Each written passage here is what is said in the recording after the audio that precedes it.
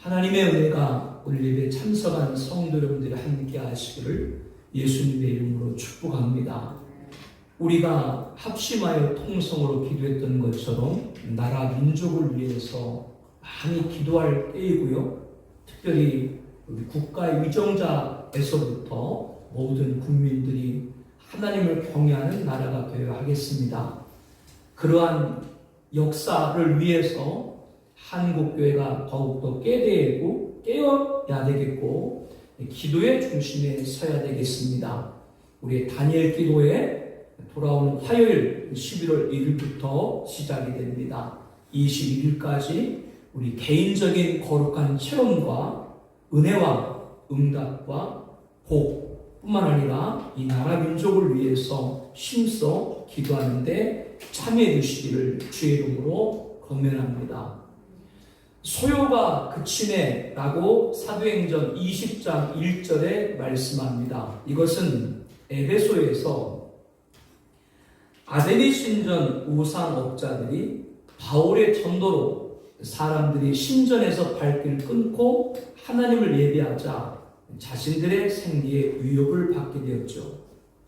그래서 난동을 일으키고 무리를 선동해서 바울의 동역자였던 가요와 아리스토거를 붙잡아 연극장에 집결하여 예수의 복음을 말살하려고 했지만 자중질환으로 흩어진 사건을 말합니다.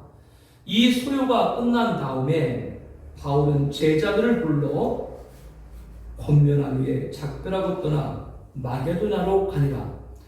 마게도나는 오늘날 유럽의 그리스 지역입니다. 그 지방으로 가며 여러 말로 제자들에게 권하고 헬라에 이르렀다.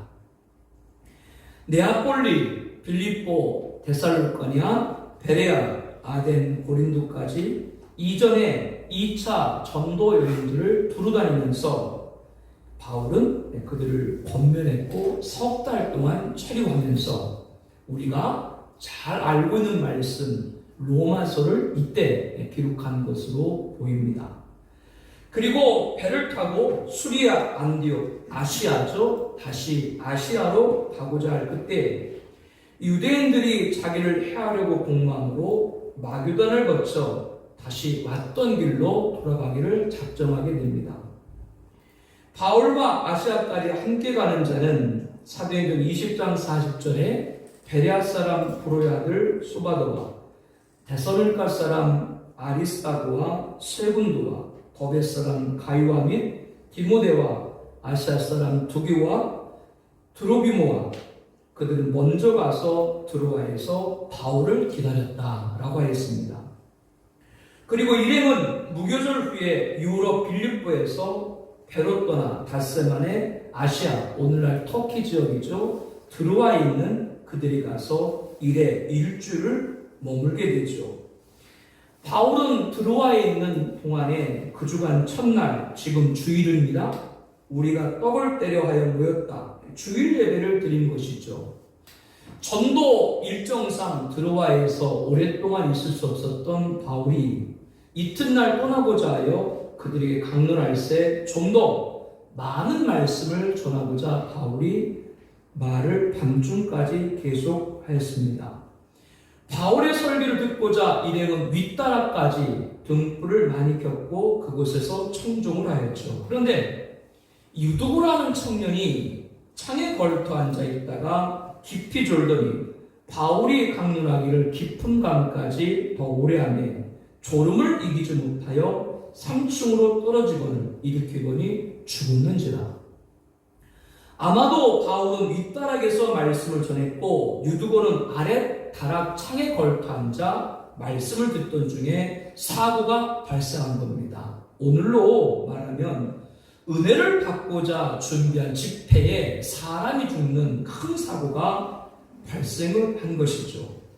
모두가 경황이 없어서 어찌할 바를 모르고 있었을 때 바울은 아무 일도 없다는 듯 내려가서 죽은 유두고 위에 엎드려 그 몸을 안고 말하되 떠들지 말라, 생명이 그에게 있다라고 하는 거예요. 그리고는 올라가서 빵을 떼어서 먹고 나서 날이 새도록 많은 사람들과 오래 담론하고 드로아를 떠나갔습니다. 그 현장에 있던 사람들은 숨을 죽이고 지켜보고 있다가 살아난 청년 유두고를 데리고 가서 적지 않게 위로를 받았다. 하나님의 역사에 모두가 감사하며 영광을 올려드렸던 것이죠. 성경에는 죽은 자가 살아나는 기적에 대해서 기록하고 있습니다.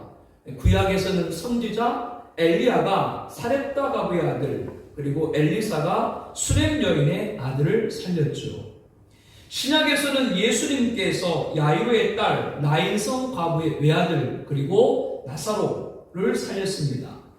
그리고 사도 베드로가 보르가를, 바울이 오늘 본문에서 유두고를 살렸습니다. 이를 통해서 죽은 자를 살리는 기적은 오늘도 있을 수 있다는 것을 인정해야 됩니다. 아멘을 해요. 싫어요?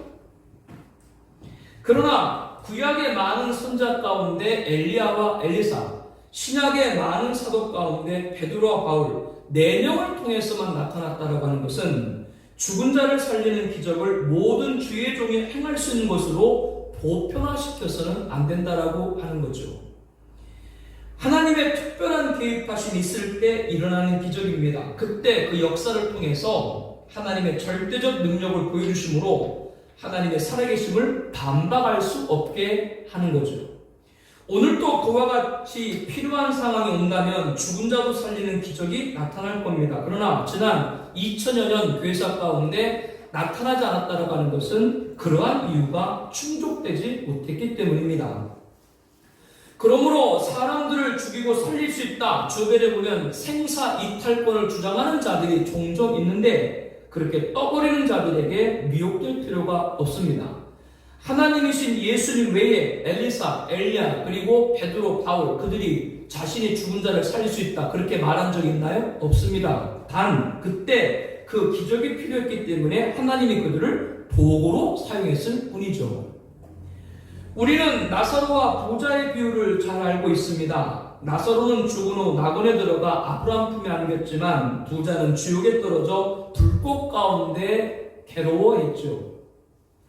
부자는 자신의 5 형제만이라도 이러한 고통을 받게 하고 싶지 않아서 만일 죽은 자에게서 그들에게 가는 자가 있으면 회개하리다 라고 아브라함에게 부탁했지만 아브라함은 모세와 선지자들에게 듣지 아니하면 비록 죽은 자 가운데서 살아난 자가 있을지라도 권함을 받지 아니하리라 라고 했습니다.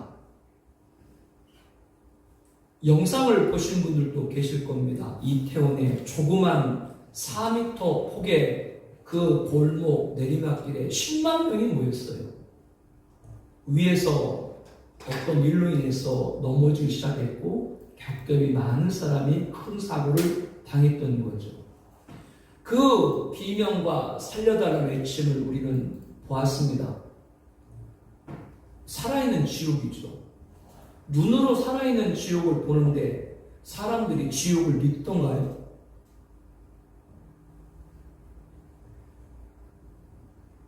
죽은 자가 살아나는 기적을 보면 모든 사람들이 하나님의 살아계심을 알게 될 것이라는 생각은 큰 오산이라고 하는 거예요. 목사와 성도의 전도를 통해서 믿지 않는 자는 죽은 자가 살아난 기적을 보고도 믿지 않는다고 하는 말씀이죠. 그러므로 죽은 자가 살아난 것은 큰 기적이지만 그 여부와 관계없이 하나님의 계획은 이루어지고 있다는 확신을 갖고 주의 복음을 증거하는 삶에 최선을 다해야 될 줄로 믿습니다. 죽은 자를 살릴 수 있는 것은 그것도 영생을 주실 수 있는 분은 죽음을 이기시고 부활하신 예수님 한 분뿐이며 그분이 다시 오셔서 세상을 심판하시고 에덴의 회복인 천년왕국을 조성하셔서 만왕의 왕으로 통치하신 후 신보나 심판에서 모든 성도, 의인은 생명의 부활을 잊게 될 것입니다. 죽은 자가 살아나는 것에 대한 성경적인 교훈과 정립을 바로 해야 하는 것이죠. 바울의 일행은 바울보다 앞서 배를 타고 터키 아소에서 바울을 태우려고 아소로 갔습니다. 그것은 바울이 드로아에서 걸어가지고 아소에 가고자 해서 그렇게 정하여 준 것이죠. 바울이 아수에서 일행을 만나니 일행이 바울을 배에 태우고 미둘레네로 가서 거기서 떠나 이튿날 기호 앞에 오고 그 이튿날 사모에 들르고 또 다음날 밀레노에 이르렀습니다. 바울이 이런 행로를 취한 것은 아시아에서 지체하지 않기 위하여 에베소를 들리지 않고 지나 배 타고 가기로 작정하였으니 이는 오순절 안에 예루살렘에 이르려고 급히 감이었다라고 했습니다. 바울이 예루살렘에 가고자 이렇게 서두른 이유는 예루살렘에 갔다가 최종 선교지인 로마도 보기 위함이었죠. 이제 바울의 사역이 마지막에 다다랐음을 알 수 있는 대목입니다. 성도 여러분, 만약 지금 내 인생 마지막 죽음이 가까이 와 있다면 여러분은 누구와 함께 하고 싶으세요? 바울은 사도행전 20장 17절 오늘 본문에 밀레교에서 사람을 에베소로 보내어 교회 장로들을 청했다라고 했습니다. 사도 바울은 예루살렘으로 가는 길에 들린 밀레교에서 에베소에 있는 장로를 급히 초청을 했던 것이죠. 22절 말씀부터 보면 바울은 이렇게 고백을 합니다. 이제 예루살렘에 가게 되는데 거기서 결박과 환난이 나를 기다린다는 성령의 감동을 받았다. 여러분이 이제 내 얼굴을 다시 보지 못할 줄 아노라. 이 의미심장한 바울의 말은 예루살렘에 올라가는 것이 그 인생의 마지막이 될 것이라고 하는 것을 성령을 통해서 감동받았다고 하는 것이죠. 이러한 사도 바울의 예언은 앞서 에베소에 있는 회당과 두란노 서원에서 복음을 전하던 중에도 이미 증거한 바 있습니다. 바울이 마게도냐와 아가야를 거쳐 예루살렘에 가기로 작정하였다. 그런데 예루살렘이 최종 목적지가 아니고 이어서 이렇게 말합니다. 내가 거기 갔다가 후에 로마도 보아야 하리라. 19장 21절 말씀입니다. 사도 바울의 최종 목적지는 예루살렘을 통해 로마로 가는 것이었습니다. 그는 로마가 자신의 마지막 선교지이고 그곳에서 성령을 통해 순교할 것인가를 순교당할 것임을 예견을 받았다라고 하는 거죠. 그렇기 때문에 오늘 본문 20장 16절에 오순절 안에 예루살렘에 이르러 급히 감이라 라고 말씀을 하고 있는 겁니다. 이렇게 예루살렘에 가서 결박을 당하고 환난을 당할 것을 알았음에도 24절에 이렇게 말씀하죠. 우리 함께 사도행전 20장 24절 말씀을 봅니다. 내가 달려갈 길과 주 예수께 받은 사명 곧 하나님의 은혜의 복음을 증언하는 일을 마치려 하면은 나의 생명조차 조금도 귀한 것으로 여기지 아니하노라. 결연한 의지를 밝히고 있죠. 그런데 이렇게 중대한 순간 인생의 마지막 앞에서 안디옥, 빌립보, 고린도, 데살로니가 등 수많은 도시들을 직접 개척했거나 초청받아 목회한 교회 가운데 유독 에베소 교회 장로들을 초청했다라고 하는 거예요. 바울은 가는 곳마다 복음을 전하고 교회를 세울 때 놀라운 하나님의 역사가 있었지만 에베소는 가히 폭발적인 절정이라고 할 수가 있었습니다.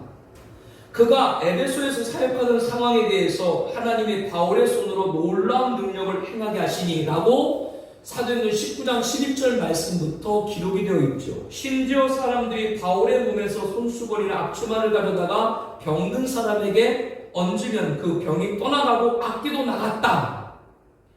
이를 본 많은 유대인들이 바울을 따라 하게 됐습니다. 제사장 스게와의 일곱 아들들이 사도 바울같이 흉내내다가 오히려 악계시어 고통당하는 일도 있었죠. 또한 에베소에는 점괘를 보는 마술사들이 많이 쓰는데요. 그들은 자신들의 자산이라고 할 수 있는 우리 말로 하면 토종비교 같은 책들을 다 모아 불살랐는데 그 값이 자그마치 은 5만에 달했습니다. 바울을 통해 에베소에 전해진 복음의 위력이 어느 정도였는가를 알 수가 있습니다. 그래서 19장 23절, 19장 20절 말씀 보면 에베소에 주의 말씀이 힘입어 흥황하여 세력을 얻었다. 경이적인 부흥이 일어났음을 증거하고 있습니다. 그런데 이 에베소에는 아벡의 신전이 있었습니다. 이 우상으로 돈벌이하는 사람들이 많이 있었습니다. 그 중에 데메드려는 은장색이 사도 바울로 인해서 신전의 사람들이 발길이 끊기자 생업의 위기를 느끼게 되었죠. 이때 다른 직공들과 신전 수입으로 살아가는 사람을 규합해서 세를 모았습니다. 그리고 사도 바울의 동역자인 가이오와 아리스다고를 잡아들여 연극장에 에베소 사람들을 모아 큰 소요를 일으켰었죠. 이렇게 악한 자들의 큰 환난도 당해야 했습니다.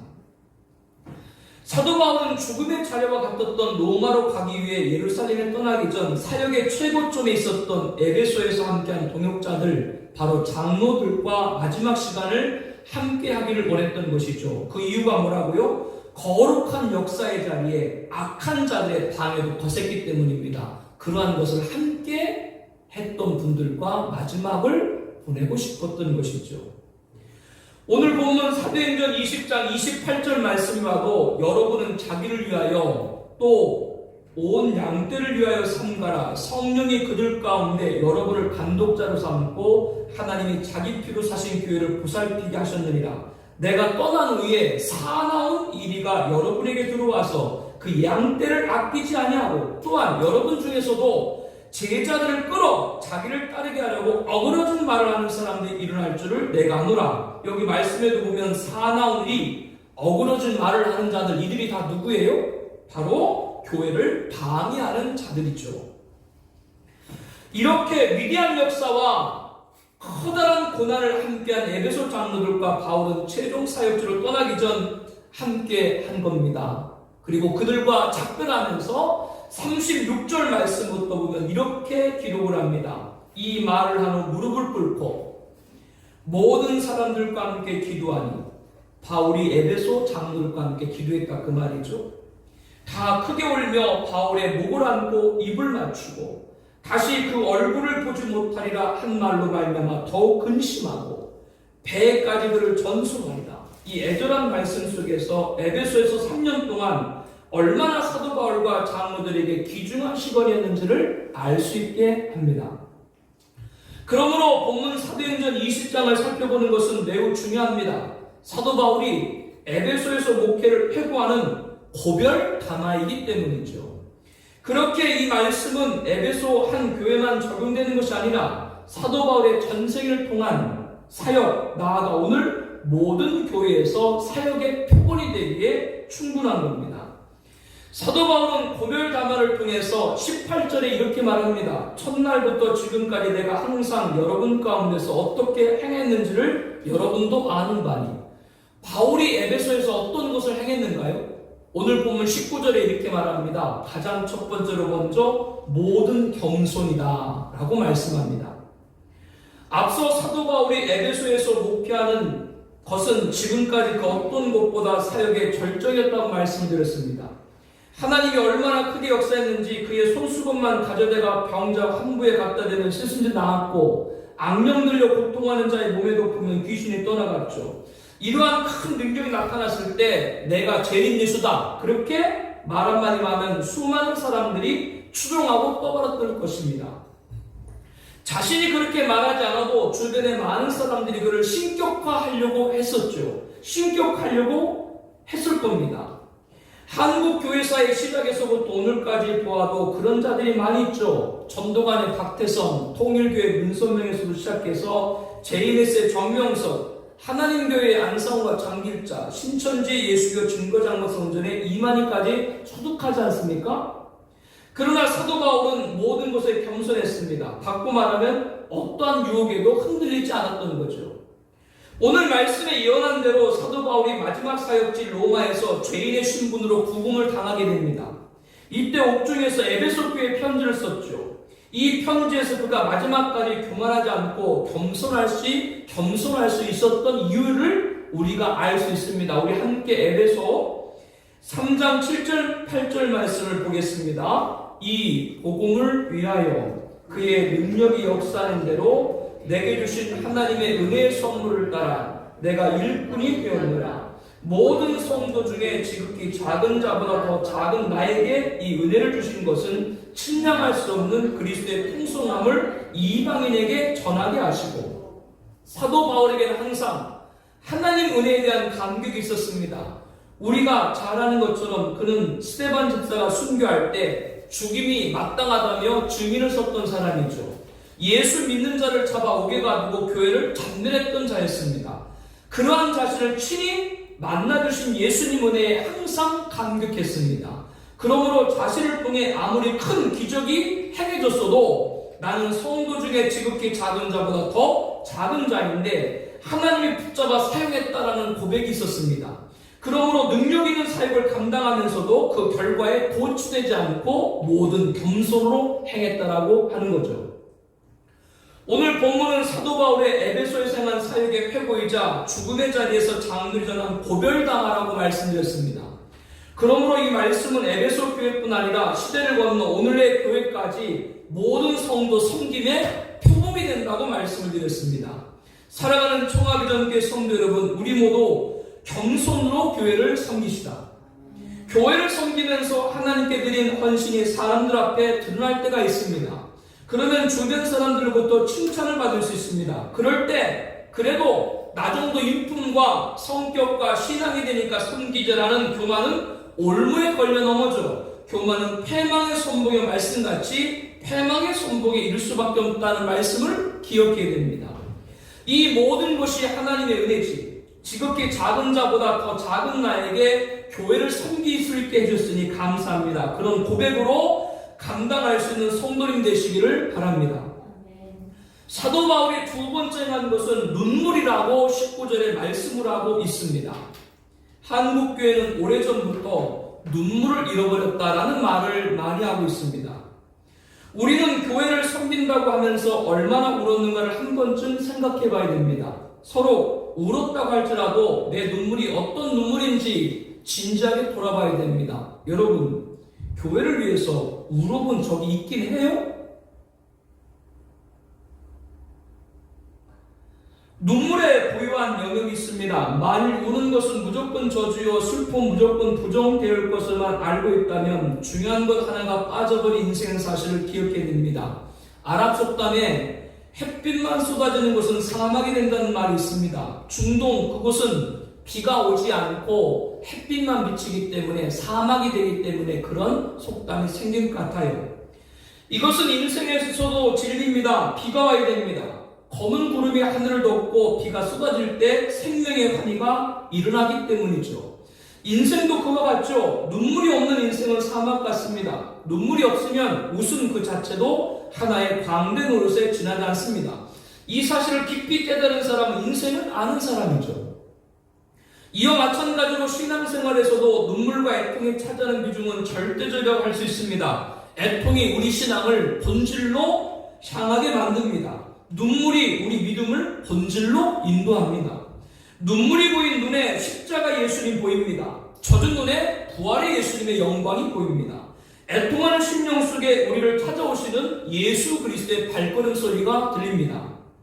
우리 신앙은 눈물을 먹고 자라는 것이죠. 우리의 인격은 눈물의 골짜기를 통과하면서 성숙합니다. 애통하는 자는 복이 있나니 그들이 위로를 받을 것이요. 주님의 위로를 받아야 되지 사람의 위로 받아봤자 소용없는 거예요.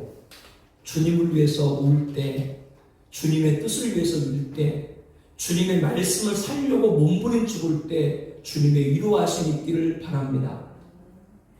그렇게 사도 바울은 내가 항상 여러분 가운데서 어떻게 행하였는지를 여러분도 아는 바라면서 큰 영역이 나타났어도 큰 역사가 나타났어도 눈물로 사역했다고 말씀하고 있는 것이죠.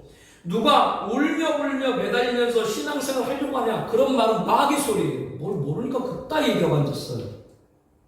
울면서 신앙생활하는 거 잘못된 거다? 뭘 모르니까 그런 말을 하는 거예요. 정말 울어야 될 때 함께 울 수 있는 청아비전교회 공동체가 되시길 바랍니다. 여러분 울 때, 여러분에서 울어주는 사람 있을 때 얼마나 큰 힘이 됐던 거 기억나시죠? 그러면 여러분도 이제 우는 사람이 있을 때 함께 울어야 되죠. 사도 바울이 세 번째 행한 것은 19절에 이렇게 말합니다. 유대인의 관계로 말미암아 당한 시험을 참고 주를 섬긴 것이라고 합니다. 사도 바울의 당한 시험 가운데 가장 가슴 아팠던 것은 같은 동족인 유대인, 그것도 같은 하나님을 섬긴다고 하는 자들을 통한 시험이었습니다. 사도 바울은 에베소뿐만 아니라 고린도 등 다른 지역에서도 목회를 하면서 한 믿음의 형제들에게 모함을 당하는 적도 있었죠. 사도 바울이 너무나 출중하게 하나님의 일을 감당해 나가니까 이에 대해 시기를 한 겁니다. 오늘 본문 사도행전 20장 29절 말씀부터 보아도요. 내가 떠난 후에 사나운 이리가 여러분에게 들어와 그 양떼를 아끼지 아니하며 또한 여러분 중에서도 제자들을 끌어 자기를 따르게 하려고 어그러진 말을 하는 사람들이 일어날 줄을 내가 아노라.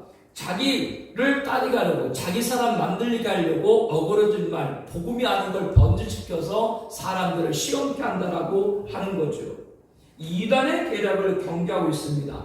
그러나 바울은 이런 시험 중에서도 자신의 사도직을 밝히는 것보다 어떤 것을 먼저 했다고요? 19절 말씀을 보니까 그 시험을 참고 주를 섬겼다라고 말합니다.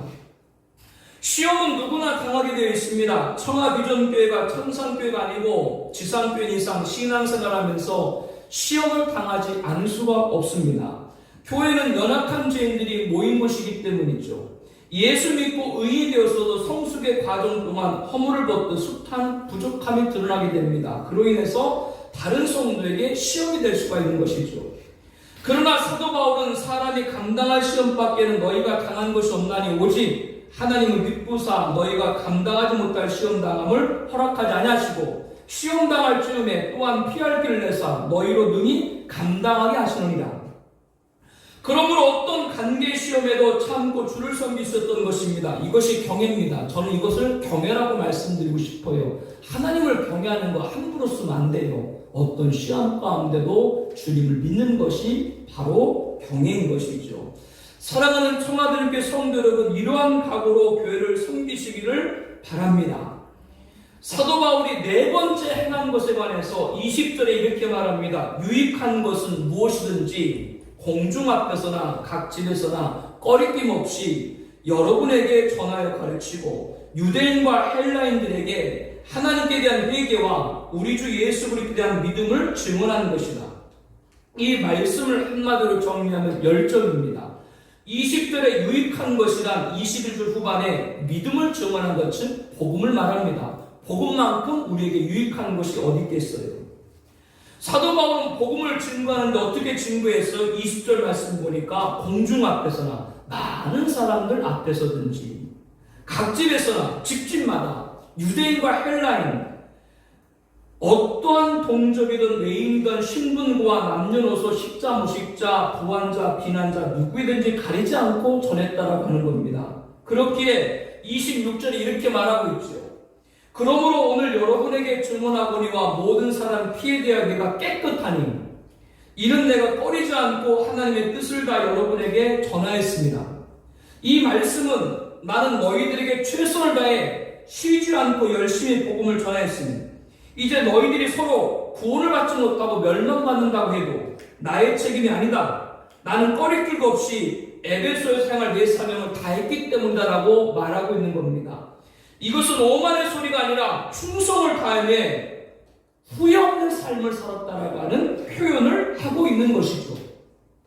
성도 여러분, 우리의 살고 있는 지역 그리고 내 이웃에 이런 고백을 할 수 있을 정도로 복음을 전할 수 있기를 축원합니다. 나를 통해 복음을 들은 자들이 주 앞에 서는 날 핑계치 못할 듯한 당당함을 갖기까지 전해야 됩니다. 보라 이제 나는 성령에 매여 예루살렘으로 간다라고 바울이 말하고 있죠. 그곳에서 어떤 결박과 관련 나를 기다린다라고 성령이 내가 증거했다라고 말합니다. 사도 바울이 마지막 순교 자리까지 성령의 인도함을 따랐다면 그가 이방의 담대의 복음을 전하면서 가르칠 때야 두말할 필요가 있겠어요? 그러므로 사도 바울이 했으면 우리도 할 수 있는 겁니다. 그것은 성령의 역사이기 때문이죠. 이러한 사도 바울의 복음 증거 열정으로 사도행전 역사를 써나가는 청아비전교회 되기를 다시 한번 주의 이름으로 축원합니다. 사도 바울이 다섯 번째 행한 것에 관해서는 33절에 이렇게 말합니다. 내가 아무의 은이나 금이나 의복을 탐하지 아니하였고 여러분이 아는 바와 같이 손으로 나와 동행들이 쓰는 것을 충당하여 라고 말합니다. 바울은 앞서 말씀드린 대로 죽은 자까지 살리는 능력을 행했던 거룩한 하나님의 사람이었습니다. 오늘날 주변에 능력을 행했다고 있는 많은 사람들이 그 이후에 물질과 금과 부귀와 영화와 연결됐다가 마지막 모습이 아름답지 못한 모습을 봅니다. 그러나 바울은 끝까지 내가 은이나 금이나 의복을 탐하지 않았다. 저는 이것을 절제라고 말씀을 드리고 싶습니다. 교회는 받는 곳이 아니라 섬기는 곳입니다. 다른 성도들에게 대접받는 것이 아니라 베푸는 것입니다. 영리를 추구하는 것이 아니라 물질을 드리는 것입니다. 나의 입지를 다지는 것이 아니라 남을 세우는 것입니다. 사람의 이해의식에 민감합니다. 나를 포기하기가 쉽지 않죠. 그러나 자신을 던져야 됩니다. 이것을 헌신이라고도 말할 수 있지만 저는 절제라고 말하고 싶습니다. 지난날 같은 응당, 내 것으로 취해질 순간에는 아니지. 주님이 기뻐하는 것으로 드려야 되지. 이렇게 타인에게 기꺼이 베풀 수 있는 것, 그 순간이 바로 아름다운 절제인 것이죠. 내 유익을 타인의 유익으로 바꾸는 크리스천의 고귀한 절제인 겁니다. 우리가 이같이 수고하여 약한 사람을 도울 수 있는 것은 35절에 이렇게 말합니다. 범사에 여러분에게 모범을 보여준 바와 같이 수고하여 약한 사람을 돕고 또 주 예수께서 친히 말씀하신 바 주는 것이 받는 것보다 복이 있다 하심을 기억하여야 할지니라. 주님이 주는 것이 복이 있다 하셨기 때문에 이렇게 그 삶을 살았다라고 바울은 말씀을 하고 있는 것이죠. 예수님께서 우리들에게 뭐라고 그러셨어요? 주라, 그리하면 너에게 줄 것이니 곧 후히되어 누르고 흔들어 넘치도록 하여 너에게 안겨주리라. 너희가 헤아리는 그 헤아림으로 너희도 헤아림을 보러 받을 것이라 라고 있습니다. 사도 바울은 믿음이 강한 우리는 마땅히 믿음이 약한 약점을 감당하고 자기를 기쁘게 하지 아니할 것이라 라고 하셨습니다. 우리는 타인에게 자신의 소유를, 자신의 사랑을, 자신의 물질을, 자신의 헌신을 전해줄 때 유념해야 될 것이 있습니다. 비록 아까워도 주님의 명령이기 때문에 할 수 없이 준다는 것이 아니라 우리는 주님의 소유를 맡은 청지기로서 주인인 주님이 명령할 때 당연히 준다는 정신으로 해야 되는 것이죠. 그것이 바로 절제입니다. 지금까지 저는 여러분과 함께 자신의 일생, 절정의 순간 함께했던 에베소 장로들과 지난 시간을 해고하면서 전했던 사도 바울의 고별다에 담긴 보화들을 찾아봤습니다. 우리가 교회에서 감당할 표본이 된다라고 말씀드렸죠. 첫째는 겸손입니다.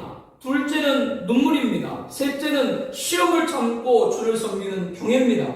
넷째는 최선을 다해 열심히 복음을 전하는 열정입니다.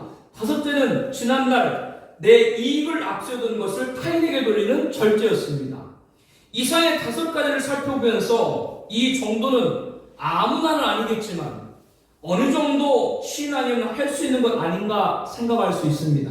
그러나 사도 바울에게 있어서 이 5가지가 위대할 수 있었던 것은 18절에 이렇게 말하고 있죠. 첫날부터 지금까지 내가 항상 여러분 가운데서 어떻게 행하였는지를 여러분도 아는 바니, 첫날부터 지금까지라고 하는 것은 사도 바울은 초지일관 그렇게 했다라고 하는 거죠. 시작은 누구나 할 수 있지만 끝까지 한다는 건 쉽지 않습니다. 고 성산 장기로 박사님은 한국의 슈바이처, 사랑의 의사, 무소유의 삶을 산 분으로 불리는 신실한 장로님이셨죠. 그는 예수 안 믿는 사람들에게도 큰 존경을 받았습니다. 최고 학부인 경성의학 전문학교를 졸업했고 일본 나고야 대학에서 의학 박사학위를 취득했습니다. 평양 연합 기독병원 원장 김일성이 자기 주치를 해달라고 부탁할 정도였고, 전두환 씨가 대통령 되었을 때 보건복지장관을 해달라고 부탁할 정도로 그렇게 많은 분들에게 존경받았던 분이죠. 부산 교보원장, 초대원장, 청십자병원 원장, 부산 아동병원 원장 등을 역임을 했습니다. 부산대, 가톨릭대, 서울대 등에서 후학을 가르쳤죠. 우리나라 최초로 간의 부분절제 및 대량 절제술을 선보한 우술에 있어서 당대 세계 최고였습니다. 그러나 그 모든 화려한 직함보다 그가 평생 심혈을 기울인 일이 있습니다. 가난한 자를 위한 무료병원, 간질환 자들 모임인 장미활동, 우리나라 최초로 의료보험 협동조합인 청십자 의료보험을 창설했습니다. 그는 한 번도 제대로 된 월급을 받아본 적이 없습니다. 돈이 없어서 수술 비용을 감당하지 못하는 환자들 위해서 자기 월급을 다 공제로 해줬기 때문이죠.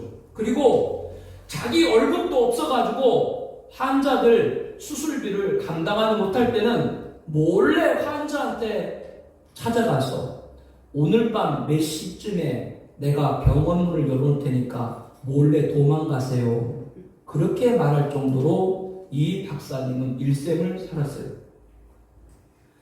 이분이 세상을 떠나기 전 침대 머리맡에는 2장의 사진이 놓여 있었다고 합니다. 한 장은 30대 어여쁜 아내의 사진이었고 또 한 장은 죽기 3년 전 미국에 살던 조카가 평양에 다녀와서 꼬부랑 할머니가 된 80세 된 아내의 사진이었다고 합니다.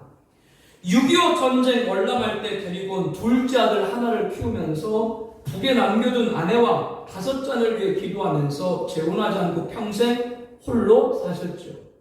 그리고 자신은 병원 옥상에 마련된 초련 숙사에서 일생을 보냈습니다. 아시아 노벨상으로 불리는 막사의 상, 국민은장, 무궁화훈장, 자랑스러운 서울대인상을 수상했습니다. 그가 소천하던 날 그가 일생을 봉사했던 병원들과 수십 년간 가르쳐온 수많은 제자들 그리고 한국교회는 크게 슬퍼했습니다. 그를 기리는 묘비에 이렇게 적혀 있어요.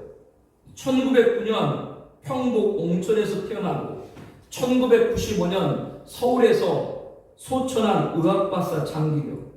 그는 모든 것을 가난한 이웃에게 베풀고 자기를 위해서 아무것도 남겨놓지 않은 선량한 부산 시민, 의사, 크리스천, 이곳 모란공원에 잠들다. 장기로 박사님은 실력이면 실력, 영성이면 영성, 삶이면 삶, 어느 것 하나 빠지지 않는 것이 없었던 겸비한 하나님의 사람이었습니다. 그리고 그 모든 것이 더 고귀할 수 있었던 것은 일생을 변함없이 사신 분이라고 하는 것이죠. 장기로 장로님은 우리들에게 크나큰 도전을 주고 있습니다. 성도 여러분, 오늘 말씀을 통해 주신 이 5가지를 일생 동안 한결같은 삶으로 산다면 하나님이 얼마나 기뻐하시겠어요? 시작은 누구나 할 수 있으나 끝까지 변함없이 간다는 것은 쉬운 일이 아닙니다. 인생의 항해에는 순풍만 있는 것이 아니라 몰아치는 광풍에 맞서야 되고 수많은 암초를 건너야 되기 때문이죠. 그러한 과정에 힘에 지친 인간들은 타협하기 일쑤고 안주하려는 본성을 가지고 있습니다. 어지간한 믿음과 신념과 결단 없이는 건너기가 어렵죠. 사도 바울이 겸손과 눈물과 경외와 열정과 절제 이 5가지가 위대할 수 있었던 것은 첫날부터 지금까지 한결같은 삶으로 살았기 때문입니다. 청합전교회 공동체 가족 여러분, 우리에게도 사도 바울을 보고로 일하셨던 성령이 계신 줄로 믿습니다. 첫날부터 지금까지 시작해서 끝까지 소임을 다할 수 있는 우리가 되어야 하겠습니다. 첫날부터 지금까지 초질관 사명을 다한 사도 바울은 다시 한번 강조하죠. 31절에 그러므로 여러분이 일깨어 내가 3년이나 밤낮 쉬지 않고 눈물로 각 사람 훈계한 것을 기억하라. 그리고 35절에 범사에 여러분에게 모범을 보여준 같이 수고하여 오늘 우리들에게도 너희도 이와 같이 하라고 당당히 말할 수가 있었던 것이죠. 우리는 예수 믿은 후 지금까지 변함없는 것이 있었나 여러분 한번 생각을 해봐야 됩니다. 기도한 것, 드린 것 변함없이 지금도 하고 있는가 한번 진지하게 돌아봐야 됩니다. 오늘 예배를 통해서 지난날 다짐한 사명을 잃어버리고 있었거나 잊고 있었다면 찾는 시간 되시길 바랍니다. 성령께서 내 마음속에 깨우쳐주고 계신 음성을 아멘으로 받으셔야 됩니다. 사도 바울은 에베소 장로들에게 32절에 이렇게 말하죠. 지금 내가 여러분을 주와 및 그 은혜의 말씀에 부탁하노니 그 말씀이 여러분을 능히 든든히 세우사 거룩하게 하심을 입은 모든 자 가운데 기업이 있게 하시리라. 자신이 걸어온 길, 겸손, 눈물, 경외, 열정, 절제로 한결같이 살아서 같이 주 앞에 나가기를 간곡하게 권면하고 있는 것이죠. 나는 임종의 순간 누구와 함께 하고 싶었는가? 바울은 에베소 장로들과 함께 했습니다. 왜? 그들은 거룩한 역사와 커다란 고난을 함께 했기 때문이죠. 우리도 마지막 순간에 사랑하는 가족은 물론이고 평생을 섬긴 교회 목사님 그리고 헌신한 성도들과 함께 했으면 좋겠습니다. 그 자리에서 저와 여러분들이 이렇게 고백하길 바래요. 나는 일생 동안 겸손, 눈물, 시험에도 주를 섬긴 경에 항상 최선을 다한 열정, 이익을 버리고 주는 것이 받는 것보다 복이 있다는 말씀을 따라가는 절제 삶을 초질관 살았다. 이 말을 주의 형제와 가족들에게 남길 수 있는 우리가 되기를 축복합니다. 그리고 모든 사람들이 나의 임종의 자에게서 나를 향해서 달려갈 길과 주 예수께 받은 사명 곧 하나님 은혜의 복음을 증언하는 일을 마치려면은 생명조차 조금 더 귀한 것으로 여기지 아니하였다. 이 말씀대로 살아간 사람이라고 칭함받는 저와 여러분 되기를 예수님의 이름으로 축복합니다. 우리 다 같이 기도하겠습니다. 앞에 기도 제목을 봐주세요. 사도 바울같이 성령에 매여 겸손과 눈물과 경외와 열정 절제를 첫날부터 지금까지 한결같은 삶을 살 수 있게 하여 주시옵소서. 성령 충만함을 주시옵소서 기도합니다. 임종의 순간 일생 동안 겸손 눈물 시험에도 주를 섬기는 경에 항상 최선을 다한 열정 이익을 버리고 주는 것이 받는 것보다 복이 있다는 말씀을 따라 행한 절제 삶을 초질간 살았다라고 주의 형제와 가족에 남길 수 있게 하여 주시옵소서 기도합니다. 달려갈 길과 주 예수께 받은 사명 곧 하나님 은혜의 복음을 증언하는 일을 마치려면 생명조차 조금도 귀한 것을 여기지 않으라. 이 말씀대로 산 사람이 칭함받을 수 있게 하여 주시옵소서. 하나님의 보고 하나님의 영광 받으신 일생이 되게 하여 주시옵소서. 우리 세 가지 기도 제목 놓고 우리 함께 통성으로 기도하겠습니다.